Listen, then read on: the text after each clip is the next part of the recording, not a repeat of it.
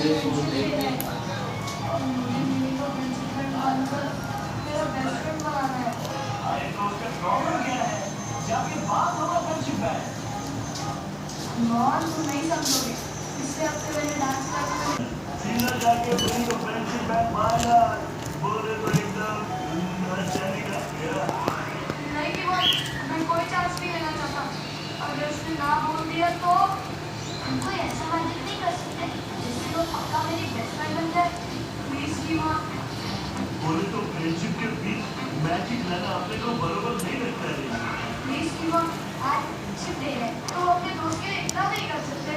बोले तो दोस्ती का वास्ता दिया है तो दोस्त के वास्ते तो कुछ करना ही पड़ेगा ना। आपकी पापी शाकुन चार कॉलेज में सुनो। अरे वाह, अब ये फ्रेंडशिप बैग जब मिनी के हाथ तक बंधेगी तो वो तुम्हारी